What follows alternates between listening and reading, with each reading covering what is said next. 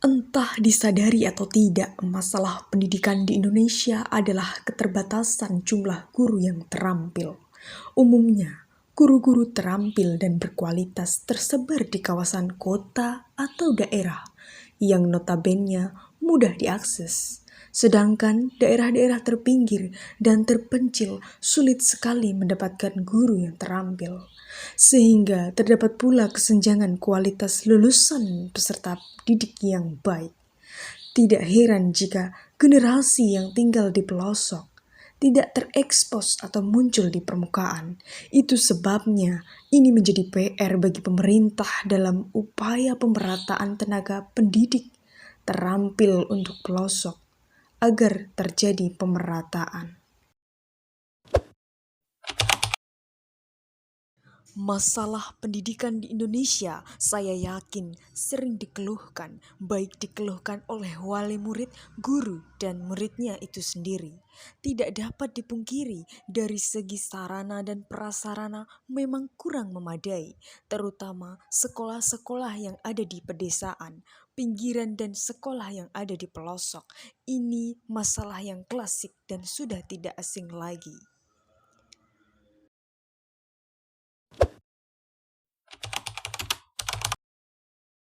Tidak dapat dipungkiri, masalah pendidikan di Indonesia juga terbentur pada keterbatasan bahan ajar.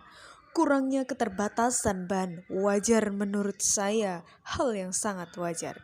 Sebab memang dari kesadaran akan literasi di Indonesia termasuk urutan yang paling akhir. Dari sudut perspektif lain, menurut saya bisa jadi bukan karena masalah minimnya bahan pembelajaran, akan tetapi masalah kurangnya kesadaran untuk membuat inisiatif mencari modul pembelajaran.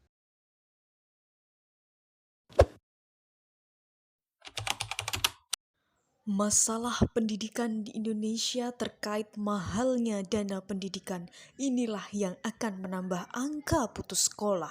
Pertanyaannya adalah, akankah kita akan selalu menyalahkan dan menuntut pemerintah untuk menjamin masa depan generasi putus sekolah? Padahal ada banyak sekali jumlah. Di sini, saya justru bukan menyoroti dari kewajiban pemerintah, tetapi sikap masyarakat yang berlebihan melabeli mereka yang putus sekolah. Bisa saja, berkat putus sekolah mereka tetap memiliki motivasi belajar, seperti yang saya tekankan.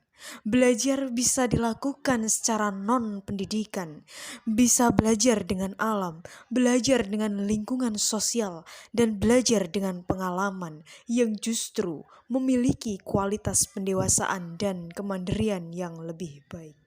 Tidak dapat dipungkiri, memang lewat pintu pendidikan mampu mengantarkan seseorang ke masa depan yang lebih baik.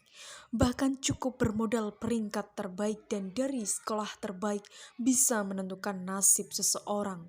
Secara lahir, memang pendidikan adalah modal dasar dan segalanya. Tetapi dilihat dari ilmu pendidikan, atau urgensi atau sejatinya keberhasilan seseorang tidak selalu ditentukan dari peringkat tingkatan pendidikan. Salah satu masalah pendidikan di Indonesia juga terletak pada mutu pendidikan yang rendah. Masih menyambung pembahasan di atas, salah satu penyebab rendahnya mutu pendidikan bisa saja disebabkan oleh perspektif masyarakat secara umum, di mana menuntut ilmu bukan sebagai kewajiban atau kesadaran diri yang merupakan bentuk kewajiban terhadap diri sendiri. Banyak yang berbondong-bondong mengejar statistik ataupun pengakuan, tidak mengejar esensi dari pembelajaran itu sendiri. Analogi versinya, kita fokus mencari sebuah wadah yang bagus, tetapi lupa fokus untuk mengisi wadah tersebut. Mutu pendidikan bisa tinggi jika fokusnya terletak pada isi, bukan pada suatu bentuknya dari wadah tersebut. Masalah pendidikan di Indonesia tidak banyak dijadikan sorotan adalah masalah pendidikan bagi kelompok difabel. Ternyata masih banyak kelompok difabel yang kesulitan dalam mencari sekolah inklusi. Itu berarti masih sedikit sekolah-sekolah inklusi bagi mereka. Satu sisi, sekolah inklusi secara tidak langsung juga mengotak-ngotakan dan semakin tereksklusi dari realitas sosial. Bukan karena minoritas, lantas semakin dipandang berbeda, sebenarnya mereka kuat, bahkan bisa saya sebut mereka lebih kuat. Mereka memang spesial, bukan spesial dalam konotasi negatif, tetapi mereka spesial dalam arti sebenarnya, karena sebenarnya memiliki kegigihan yang lebih besar. Pentingnya pendidikan terlihat dari setiap aspek kehidupan dan sangat penting bagi kita, pertumbuhan suatu bangsa. Dengan edukasi, orang dapat menjadi warga negara yang lebih baik, mengetahui yang benar dan yang salah, memungkinkan masyarakat yang lebih baik di mana hukum dipatuhi.